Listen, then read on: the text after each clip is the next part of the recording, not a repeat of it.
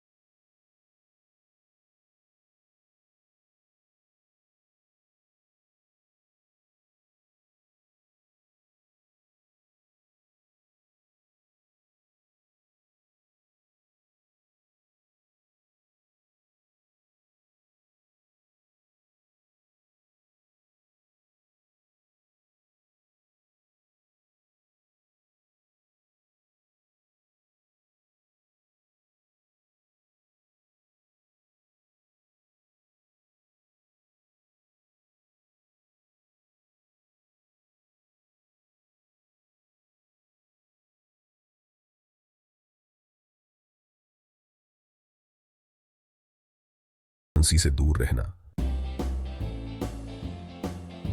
हेरा फेरी के दिल की बात करते हैं। राजू, श्याम और बाबूराव, अक्षय कुमार, सुनील शेट्टी और परेश रावल की केमिस्ट्री प्योर मैजिक है। राजू की वाइल्ड स्कीम्स, श्याम का अनविलिंग इन्वॉल्वमेंट और बाबूराव का प्यारा कंफ्यूजन अनलिमिटेड हंसी पैदा करते हैं। हर किरदार आइकॉनिक है। Raju the hustler, Shyam the warrior, Baburao the innocent landlord. उनकी दोस्ती, नोकझोंक और शेयर की हुई परेशानियां उन्हें रिलेटेबल और टाइमलेस बनाती हैं। हम सब खुद का थोड़ा सा हिस्सा इस डिसफंक्शनल फैमिली में देखते हैं। उनकी वापसी का मतलब है उस हंसी की वापसी जिसे हम सब ने मिस किया है। जब आपको लगा कि यह और क्रेजी नहीं हो सकता, तभी कुछ ऐसा होता है जो सारी उम्मीदों को पार कर जाता है। बॉलीवुड के फैंस की दीवानगी अपने चरम पर है। हर कोई बेसब्री से कुछ नया और धमाकेदार देखने का इंतजार कर रहा है। और तभी संजय दत्त इस मैडनेस में शामिल हो गए। उनकी एंट्री ने माहौल में एक अलग ही एनर्जी भर दी है, जैसे किसी पार्टी में अचानक डीजे आ जाए। इस बार वह एक अंधे, अतरंगी विलेन का किरदार निभा रहे हैं। एक ऐसा रोल जो डेंजर और कॉमेडी दोनों का वादा करता है। उनका लुक, उनकी बॉडी लैंग्वेज, सब कुछ हटके है। इमेजिन कीजिए हमारी तिकड़ी एक ऐसे गैंगस्टर को मात दे रही है जो देख नहीं सकता, लेकिन फिर भी खतरनाक है। उसकी हर चाल अनप्रेडिक्टेबल है और यही फिल्म को और भी मजेदार बना देता है। संजय दत्त का कॉमिक टाइमिंग और विलेनपने का मिक्सचर एक फ्रेश ट्विस्ट जोड़ता है। उनकी हाजिर जवाबी और अंदाज दोनों ही दर्शकों को हंसने पर मजबूर कर देंगे। उनकी एंट्री दांव को बढ़ा देती है और अनप्रेडिक्टेबल कैओस की गारंटी देती है। हर सीन में उनकी मौजूदगी से फिल्म में एक अलग ही टेंशन और मस्ती आ जाती है।